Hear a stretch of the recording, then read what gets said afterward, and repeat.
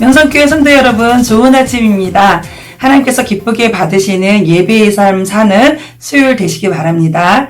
오늘 말씀은 예레미야 13장에서 15장까지의 말씀입니다. 남유다를 멸망시킬 것이라는 하나님의 예언이 계속되고 있는데요. 13장에서는 두 가지 비유를 들어서 말씀하고 계십니다. 배로 만든 띠를 사서 허리에 두르고 물에 적시지 말라 이야기하십니다. 그리고 그 띠를 가지고 가서 멀리 유브라데까지 가서 바위 틈에 감추어라. 그리고 다시 명령하시는데 가서 그 띠를 가지고 오너라 하죠. 그랬더니 그 띠를 가지고 오게 되는데 썩어서 쓸 수 없게 되었더라라는 비유를 주십니다. 이는 유다와 이스라엘의 교만 때문에 이 띠가 쓸 수 없게 된 것처럼 그들이 아무 소용이 없는, 쓸 수 없게 되는 지경에 이른다라고 말씀하시는 것 같죠. 10절에 그 이유를 아주 분명하게 말씀하고 계시는데요. 이 악한 백성이 내 말 듣기를 거절하고 그 마음에 완악한 대로 행하며 다른 신들을 따라 그를 섬기며 그에게 절하니 그들이 이 띠가 쓸 수 없음 같이 되리라. 아멘. 자, 이 배 허리띠의 말씀은요, 여러 가지 해석이 가능한데요.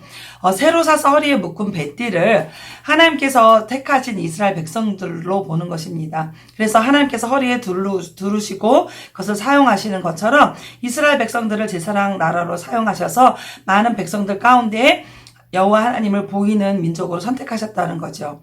그렇게 되면 여기서 나오는 물은요, 세상을 말합니다. 그러니까 세상에 적셔지지 않은, 물들지 않는 구별된 하나님의 백성이었는데 그 띠가 물에 스며드는 것처럼, 그래서 쓸 수 없고 썩은 것처럼 세상에 물들게 되면, 하나님을 떠나게 되면 세상을 선택한 백성들은 망하게 된다라는 것을 이야기해주고 계시죠. 또 다른 견해가 하나가 있는데요. 물을 씻어주는 역할로 보는 것입니다. 그러면 더러워진 띠, 허리에 찬 띠는요, 이미 더러워진 것인데 물에다가 빨지 말고 그대로 차고 있어라 라는 말이 되거든요. 이렇게 유다가 더러워졌다라는 말이 됩니다. 사랑하는 성도 여러분, 우리는 죄인이기 때문에 죄를 짓습니다. 그때마다 물에 적셔서 빨래를 해서 오염물질을 빼내는 것처럼 우리는 하나님 앞에 회개를 해야 합니다. 하나님께 용서를 구하고 돌이켜야 합니다.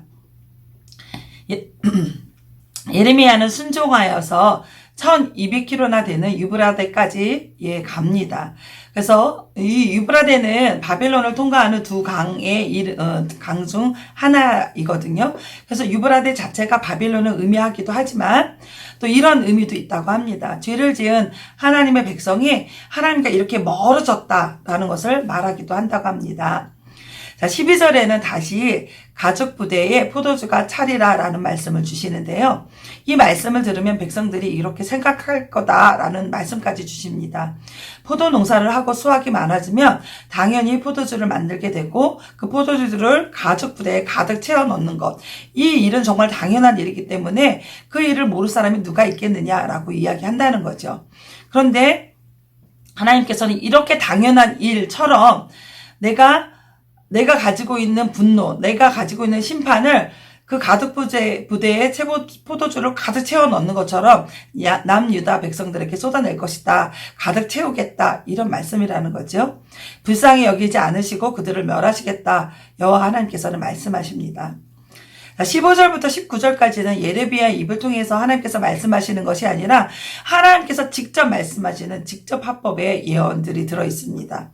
내용은 심판이 임하기 전에 여호와께로 돌아오라 라는 말씀을 하고 계시고 왕과 왕후들 그리고 백성들이 포로로 잡혀가게 될 것이다 라는 것을 이야기하십니다.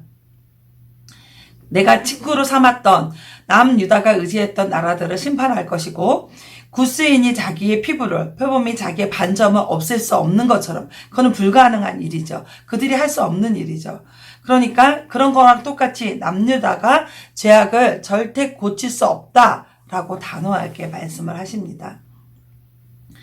남유다의 심판을 말씀하시면서 하나님은 반복해서 칼과 기근과 전염병으로 그들을 심판하실 것이다 라고 하고 계신데요. 이 14장은 그 기근, 가뭄에 의해서 재앙이 닥칠 것에 대해서 말씀하십니다. 가뭄을 주시면 백성들이 어려움을 당하게 되죠. 백성들은 이때까지 어려움을 당하게 되면 하나님께 기도하고 간구했지요. 하나님께서는 다시 한번 돌이킬 것을 기회를 주시기 위해서 바벨론을 통한 그 심판에 앞서서 이 가뭄을 보내신 거죠. 하나님께 회개하고 돌아오지 않으면 북방 세력에 의해서 멸망될 것이다 라고 말씀해 주시는데 남유다는 그것을 깨닫지 못하고 회개하지 않았습니다. 그래서 북방 세력이 바벨론에 의해서 멸망을 하게 됩니다. 7절부터 15장에까지는 예레미야의 중보 기도가 3번 등장하게 됩니다. 첫 번째 예레미야는 죄를 시인하면서 기도를 하게 됐는데요. 맞습니다. 우리가 죄인입니다. 우리가 하나님 앞에 범죄했습니다. 그렇지만 여호와의 이름을 인하여서 우리를 용서하여 주십시오라고 그렇게 우리를 버리지 말아달라고 기도합니다. 10절부터 하나님의 답변이 나오는데요. 단호하게 거절이십니다. 그들의 발이 돌이키지 않고 멈추지 않으니 나는 그들을 용서하지 않겠다. 그리고 벌하겠다라고 말씀하시고요. 예레미야에게 너네 이 백성을 위해서 나에게 복을 구하지 말라라고 단호하게 말씀하시고 그들이 금식을 하거나 부르짖어도 제물을 드려도 나는 그것을 받지 않고 그들의 기도를 응답하지 않겠다라고 말씀하십니다. 그 뒤에는 거짓 선지자들의 예언하는 내용들이 나오는데 하는 자나 듣는 자 모두가 멸망하게 된다라고 말씀하셨고요. 예레미야가 다시 기도하지만 하나님께서는 여전히 거절하십니다.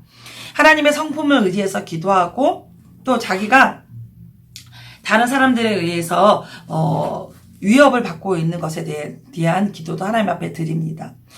참 재미있는 표현이 하나 나오는데요. 모세와 사무엘이 내 앞에 선다고 하더라도 내 마음은 변하지 않고 백성들을 향한 그 단호한 심판은 바뀔 수가 없다라고 그렇게 표현을 하십니다. 모세와 사무엘은 백성들을 위해서 중보했던 그런 사람들이죠. 그들이 와도 나는 이 마음을 돌이키지 않겠다. 남유다가 하나님을 버렸으므로 손을 펴서 멸하신다고 하시면서 그 뒤에 내용들은 이 남유다가 어떻게 비참하게 될 것인지를 열거하고 계십니다. 사랑하는 명성가족 여러분, 하나님은 어떤 분이십니까? 하나님은 우리가 어떻게 살기를 원하실까요? 저는 이 바타 영상을 찍으면서 항상 이 2가지의 질문을 여러분에게 드렸습니다. 이 2가지 질문은 여러분이 성경을 개인적으로 읽으실 때 꼭 나에게 스스로에게 해보아야 되는 질문입니다. 성경을 읽거나 성경을 듣거나 성경을 풀이해서 설교해 주시는 그런 말씀을 들을 때 하나님이 어떤 분인가, 내가 어떻게 살기를 원하시는가, 이 2가지를 찾고 그 속에서, 이 성경 속에서 하나님을 만나야 합니다. 그 하나님을 만나고 하나님 뜻대로 살아야 성경을 읽는 목적이, 예수님을 닮아가야 되는 그 목적이 이루어지는 것이기 때문이죠. 자, 오늘 제가 만난 하나님은 정해진 바벨론을 사용하시는 하나님의 그 심판 앞에 가뭄을 주신 하나님이십니다. 하나님은 이 가뭄이라는 어려운 상황이 멸망 전에 주셨어요. 이스라엘 백성들이 어려운 상황이 되면 전에 했던 것처럼 하나님 도와주십시오라고 하나님 앞에 다시 부르짖고 돌아올 것을 기대하셨습니다. 이 어려움을 겪을 때 혹시나 이들이 돌이켜서 나에게 돌아오지 않을까 하는 그런 하나님의 기다림을 보았습니다. 그리고 우리의 기도를 들으시는 하나님은 결국 우리가 드리는 결정적인 기도에 응답하시는 것이 아니라 그 기도를 누가 드리고 있는가라는 기도자에 대해서 응답하신다는 마음이 들었습니다.